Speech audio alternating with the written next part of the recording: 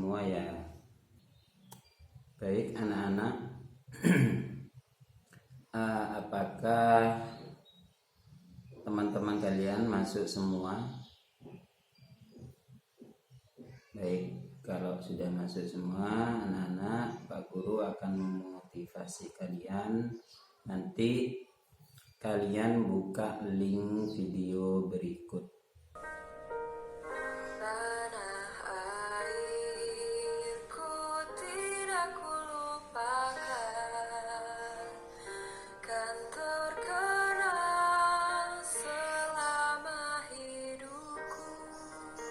Baik anak-anak, setelah anak-anak menyaksikan video tadi, bahwasannya kita sebagai warga Indonesia kita harus bersyukur karena kita menjadi warga negara Indonesia.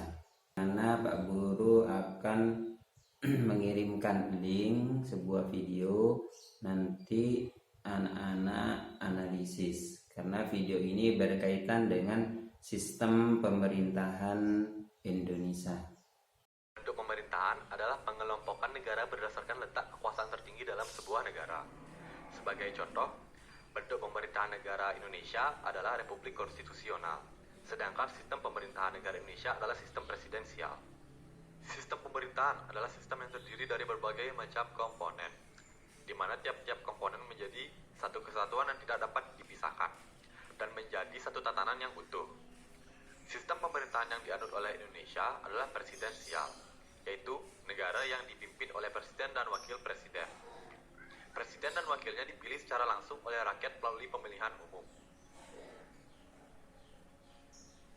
Dasar negara merupakan filsafat negara yang berkedudukan sebagai sumber dari segala sumber hukum atau sumber tata tertib hukum dalam negara. Indonesia sendiri menganut dasar negara Pancasila, di mana yang bersemboyan Bhinneka Tunggal Ika yang berarti berbeda-beda tetapi tetap satu. Amandemen adalah suatu proses penyempurnaan terhadap suatu undang-undang tanpa melakukan perubahan terhadap undang-undang, atau bisa dikatakan hanya melengkapi dan juga memperbaiki beberapa rincian dari UUD yang asli.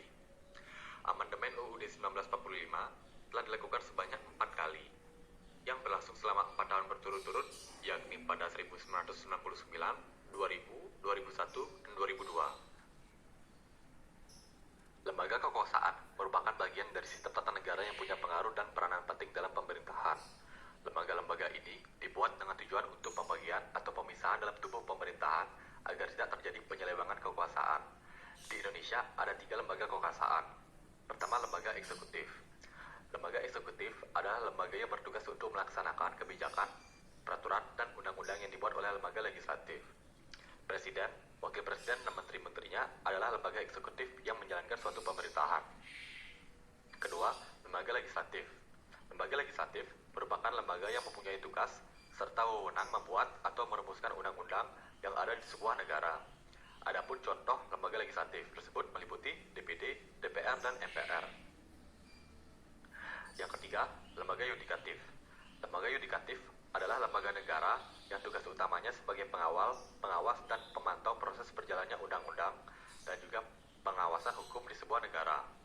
Lembaga yudikatif terdiri dari Mahkamah Agung, Mahkamah Konstitusi, dan Komisi Yudisial. Dari hasil video tadi, apa saja yang anak-anak dapatkan? Mohon dijelaskan.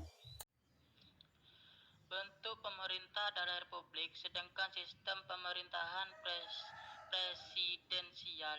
Presiden adalah kepala negara dan sekaligus kepala pemerintahan. Presiden, MPR, DPR.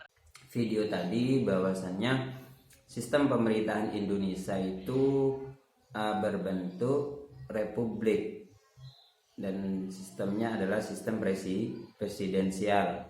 Bahwasannya pembelajaran kita hari ini adalah bertujuan yang pertama pengetahuan bahwasannya nanti siswa setelah mempelajari pelajaran daring ini, siswa bisa menguraikan tugas dan wewenang lembaga negara. Kemudian yang kedua, siswa mampu menyimpulkan tugas dan wewenang lembaga-lembaga negara, dan yang ketiga adalah siswa bisa menilai peranan lembaga-lembaga negara Indonesia. Sana. Apa sih tugas dari DPR ini? Ada yang tahu? Ya, yang pertama adalah menetapkan undang-undang dengan persetujuan Presiden. Yang selanjutnya tugas dari DPR adalah menyusun dan menetapkan APBN melalui undang-undang. Ada yang tahu nggak apa itu APBN? Iya, anggaran pendapatan belanja negara ya. Yang ketiga, tugas dari DPR adalah mengawasi pelaksanaan pemerintah oleh Presiden. Dan yang selanjutnya adalah DPD ya, Dewan Perwakilan Daerah. Apa saja sih tugas dari Dewan Perwakilan Daerah ini? Yang pertama adalah mengajukan rencana undang-undang yang berkaitan dengan otonomi daerah. Tugas yang kedua adalah membahas rancangan undang-undang, habis mengajukan rencana membahas rancangan undang-undang yang berkaitan dengan otonomi daerah. Yang ketiga adalah melakukan pengawasan atas pelaksanaan undang-undang yang berkaitan dengan otonomi daerah ya. Lembaga selanjutnya adalah apa ini anak-anak? Betul sekali, Presiden ya. Presiden, mari kita pelajari Presiden. Tugasnya apa? Kok bisa ada Presiden? Bagaimana siklusnya? Tugas dari Presiden ini, yang pertama adalah Presiden ini mempunyai tugas untuk menetapkan PP untuk menjalankan undang-undang. Apa PP ya? Iya betul, peraturan pemerintah. Tugas Presiden yang kedua adalah bersama-sama DPR membuat undang-undang. Tugas dan wewenang Presiden. Kepala Negara 1. Memegang kekuasaan tertinggi atas Angkatan Darat, Angkatan Laut dan Angkatan Udara. Pasal 10 UUD 1945. 2. Menyatakan perang, membuat perjanjian dan perdamaian dengan negara lain dengan persetujuan DPR. Pasal 11 UUD 1945. 3. Menyatakan negara dalam keadaan bahaya. Pasal 15 UUD 1945. Nur Hasanah. Pemerintah pusat.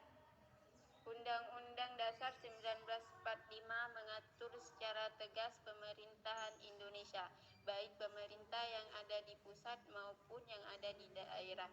Pengertian pemerintahan pusat. Pemerintahan pusat adalah pemerintahan yang ada di pusat atau gabungan dari beberapa lembaga yang ada pada tingkat pusat. Bagian eksekutif pemerintah pusat, legislatif, yudikatif, eksaminatif, presiden dan wakil presiden, DPR dan DPD, MA, MK, KY, BPK dan sebagainya. Saya perwakilan dari kelompok 2. Tugas dan wewenang Presiden Kepala Negara. 1. Memegang kekuasaan tertinggi atas Angkatan Darat. 2. Menyatakan perang, membuat perjanjian dan perdamaian dengan negara lain dengan persetujuan DPR. 3. Menyatakan negara dalam keadaan bahaya. 4. Mengangkat duta dan konsul serta menerima penempatan duta negara dan memperhatikan pertimbangan DPR. Suprastruktur politik yang tergolong ke dalam lembaga tinggi negara Indonesia adalah sebagai berikut. Yang pertama adalah Majelis Permusyawaratan Rakyat atau MPR. Kemudian yang kedua Dewan Perwakilan Rakyat DPR. Yang ketiga Dewan perwakilan daerah atau DPD. Yang keempat, presiden atau wakil presiden. Kemudian yang kelima, Mahkamah Agung. Yang keenam, Mahkamah Konstitusi. Dan yang ketujuh adalah Komisi Yudisial. Dan yang terakhir, yang kedelapan adalah Badan Pemeriksaan Keuangan ataupun BPK. Itulah anak-anak materi pelajaran kita pada hari ini. Baik anak-anak, sebelum Pak Guru akhiri pembelajaran kali ini, Pak Guru akan mengevaluasi kalian dengan mengerjakan soal berikut.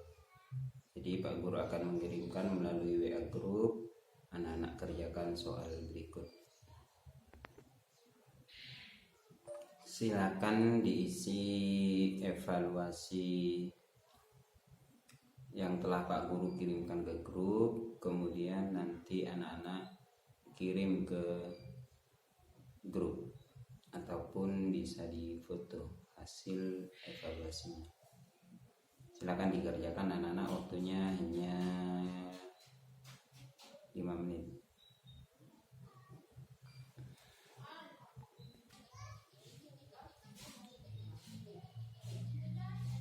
Baik anak-anak,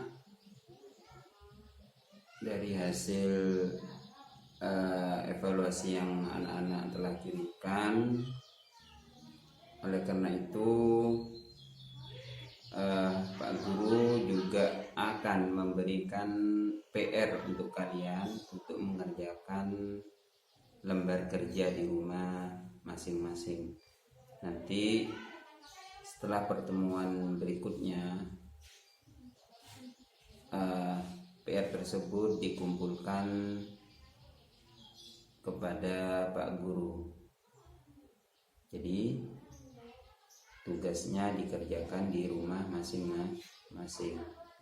Baik anak-anak, pembelajaran kita cukup pada hari ini. Mudah-mudahan apa yang kita pelajari hari ini bisa mendapatkan manfaat, bisa menjadi ilmu yang bermanfaat bagi kita.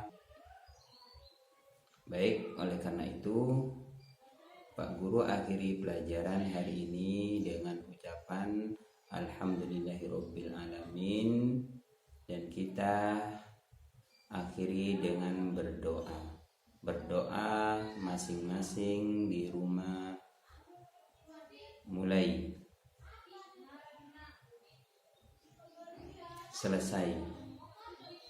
Alhamdulillahirabbil alamin. Pak Guru akhiri. Assalamualaikum warahmatullahi wabarakatuh.